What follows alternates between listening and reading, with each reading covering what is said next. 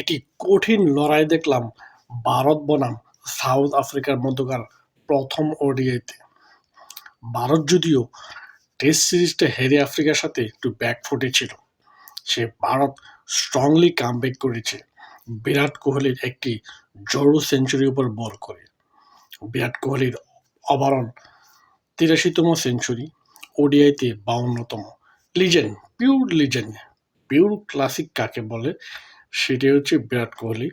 বিরাট কোহলির সুনাম শেষ করা যাবে না, যত বলা যাবে মানে বলতেই থাকা যাবে, কিন্তু তার সুনাম বলে শেষ করা যাবে না। আজকে তিনি দুর্দান্ত একটি ইনিংস খেলেছেন, ১২০ বলে ১৩৫ রানে। দেখা গেল আজকে দেখেন ভারত প্রথমে ব্যাট করতে নেমে ৫০ ওভারে ৮ উইকেটে ৩৪৯ রান সংগ্রহ করে, বিশাল সংগ্রহ। এখানে কিন্তু আজকে দেখেন এখানে সাবমান গিল নেই, সেই জায়গায় আজকে ইয়াসপি জাসওয়ালকে নেওয়া হয়েছে। ভারতের স্ট্রং ব্যাটিং লাইন আপ ছিল আজকে, আমি মনে করতেছিলাম। এখানে যদিও রোহিত শর্মা একটি 50 পেয়েছে এবং কেএল রাহুলও একটি 50 পেয়েছে, সেই সাথে রবীন্দ্র জাদেজা ভালো একটি ফিনিশ করেছে এবং বিরাট কোহলি ১৩৫ রানের একটি দুর্দান্ত ইনিংস খেলেছে। টোটাল ভারতের সংগ্রহ ৩৫০ রানের টার্গেট। সেই জায়গায় সাউথ আফ্রিকা ব্যাটিং করতে নেমেছে। দেখেন তারা প্রথমে ব্যাক টু ব্যাক ২টি উইকেট হারিয়ে ফেলছে। টপ অর্ডার মানে পুরাই ফেলার টপ অর্ডার, মানে ভাই সেইখান থেকে দেখেন এই সাউথ আফ্রিকা কীভাবে কাম ব্যাক করছে ইনিংসটা দেখেন।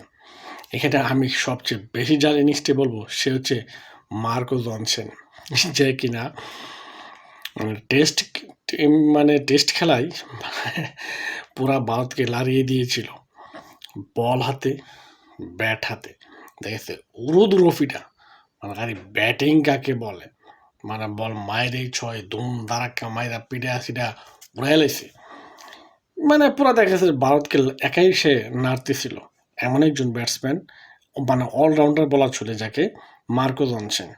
তিনিও আজকে একটি মানে ৩৯ বলে ৭০ রানের একটি জোড়ো ইনিংস খেলেছেন। সেখানে আরেকজন ব্যাটারের নাম না বললেই নয়, যার নাম হচ্ছে করবিন বিচ, যে কিনা মানে চেষ্টা করতেছিল মানে ম্যাচটা জিতানোর, কিন্তু শেষ পর্যন্ত সেও পারলো না। ৬৭ রানে সে আউট হয়ে গেল। দেখা গেছে যে সাউথ আফ্রিকা ৩৩২ রানে অল আউট। এখানে যদিও ৪৯.২ ওভারে তারা অল আউট হয়েছে। যদি তাদের টপ অর্ডাররা একটু রান করতে পারত, তাহলে কিন্তু ইন্ডিয়ার জন্য আজকে একটি বিপত্তি হয়ে যেত, বিশ্ব রেকর্ড আরেকটি হয়ে যেত। কিন্তু সেই রেকর্ড থেকে বেঁচে গিয়েছে ইন্ডিয়া। যদিও ইন্ডিয়া অল্প রানে ম্যাচটি জিতেছে, ১৭ রানে মানে ম্যাচ জিতেছে। তবে আমার কথা হচ্ছে যে ফাইটটা হয়েছে, মানে ওডিআই ফাইট যাকে বলে, মানে ভাগে ভাগে একটা লড়াই আছে না, এই ভাগে ভাগে একটি লড়াই হয়েছে, অসাধারণ। আমার কাছে খুব এনজয়েবল ম্যাচটি মনে হয়েছে। যদিও আমি ফুল ম্যাচ দেখতে পারি নাই, কিন্তু আমি লাস্টে গিয়ে ম্যাচটা আমি দেখতে পেরেছি, যেটা দেখা গেছে যে আমার কাছে একটু ভারতীয় বোলিং লাইন আপটা একটু দুর্বল মনে হয়েছে। মানে ভারতীয় মানে রিসেন্ট যে বোলিং মানে চলতেছে, মানে বোলিং তারা করতেছে যে লেভেলের, এটা একটু দুর্বলই মনে হইতেছে। যেহেতু জাসপ্রীত বুমরা নেই, জাসপ্রীত বুমরা থাকলে তো একটু অন্যরকম হয়, এটা সকলেই জানে। কিন্তু বুমরা নেই, তাও তাদের বোলিং মানে দিশেহারা। তো যাই হোক, শেষ পর্যন্ত তারা জয় ফিরেছে ভারত। সেখানে সবচেয়ে বড় অবদান আমি দিয়ে দিব ব্যাটারদের ক্ষেত্রে, তো অনেকেই রান পেয়েছে, বলারের ক্ষেত্রেও উইকেট পেয়েছে বেশ কয়েকজনের মধ্যে। কুলদীপ যাদব আজকে ৪ উইকেট পেয়েছে, কিন্তু রান দিয়েছে মন ভরে, অনেক বেশি রান দিয়ে ফেলছে বলে আমি মনে করতেছি। যাই হোক, ভারত ১০০ রানেতে এগিয়ে গিয়েছে।